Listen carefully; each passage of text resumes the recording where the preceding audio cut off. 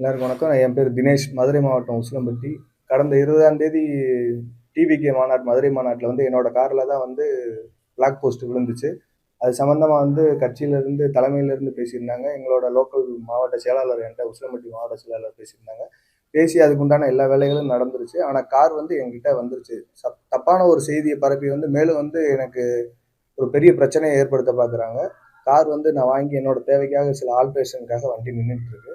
இன்னொன்று, என் ஃபேமிலியோட போய் நான் அந்த காரை வந்து தலைவர் கையால் வாங்கணும் அப்படின்னு நினச்சி நான் தான் வெயிட் பண்ணிக்கிட்டு அந்த காரு என் கையில் இருக்குது. இன்னும் சொல்லப்போனால் நான் வந்து வாங்கின இடத்துல அப்படியே வச்சு தலைவர் வரட்டும் வெயிட் பண்ணி வாங்குவோம் அப்படின்றதுக்காக தான் நான் நின்றுட்டுருக்கேன்.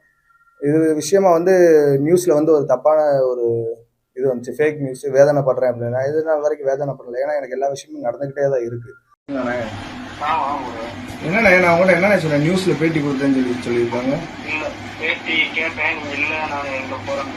நான் வெளியே இருக்கேன் அப்படின்னு சொல்லிட்டு நான் எதுனாலும் நான் உங்களுக்கு நாளைக்கு கூப்பிடுறேங்கன்னு நான் சொன்னேன். எதுக்கு நான் யாரை கேட்டேன் என்னோட போட்டோவை வச்சு இந்த டிவியில் எடிட் பண்ணி போட்டு விட்டுருக்கீங்க? ஆனா ஆபீஸ்ல இருந்து உங்களுக்கு 1000 பிரச்சனை இருக்கும். நான் ஏன் பிரச்சனை என்னன்னு உங்களுக்கு தெரியுமா?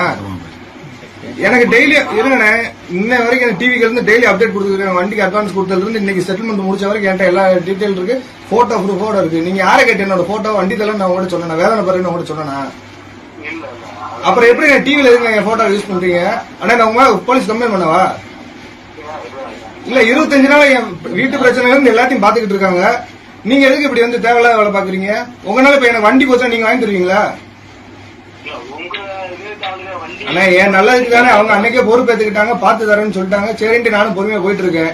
எனக்கு அந்த இதுல தேவையான விஷயங்கள் எல்லாமே நடந்துகிட்டு இருக்கு. நான் எல்லாமே அவங்க சொல்றபடி போயிட்டு இருக்கேன். எனக்கு வண்டி கரெக்டா வந்துருச்சு. நீங்க எதுக்கு அண்ணே எனக்கு சப்போர்ட் பண்றதுன்னா நீங்க புதுசா ஒரு கார் வாங்கிட்டு வந்து கொடுத்துருந்தா, இல்லாட்டி 25 நாள் என் வீட்டுக்கு சாப்பாட்டுக்கு என்ன பண்ணப்பான்னு வந்து கேட்டு வந்து வாங்கி கொடுத்துருக்கணுங்களா? இது உங்களுக்கு தேவையான ஏன் பிரச்சனை? ஏன்னா நீங்க எதுக்கு இப்படி ரோட்ல வருவீங்க?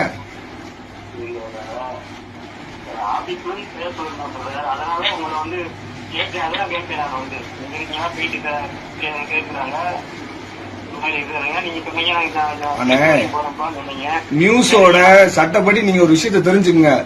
ஒரு போட்டோ வெளியிடுறதோ ஒரு வாய்ஸ் வெளியிடுறதோ என்னை கேட்காம நீங்க வெளியிடுறது மகா தப்பு. நீங்க என்கிட்ட பேட்டி கொடுக்குறீங்களான்னு கேட்டீங்களா ஃபர்ஸ்ட்? நான் என்ன சொன்னேன்? ஆனா இல்லன்னா நான் எதுனாலும் பேசிட்டு கூப்பிடுறேன்னா எல்லா வேலையும் பேசிட்டு இருக்காங்க அப்படின்னு நான் தான் உங்கள்கிட்ட சொன்னேன். அப்ப யாரை கேட்டு என்னோட போட்டோவை வச்சு வீடியோ எடிட் பண்ணி போட்டீங்க வாய்ஸ் ரெக்கார்டோட? அப் டு டேட் வந்து நான் என்கிட்ட இருக்கு எல்லா ரெக்கார்டுமே. வண்டி வாங்கினது, ரெக்கார்ட் என் பேர்ல மாத்துறது, எல்லா வேலையுமே முடிஞ்சிருச்சு. இன்னும் ஒரு தலைவருக்காக வெயிட் பண்ணிட்டு இருக்கேன். அவர் வந்தோடனே அவர் கையால வாங்கணும் அப்படின்றதுக்காக தான் பண்றேன்.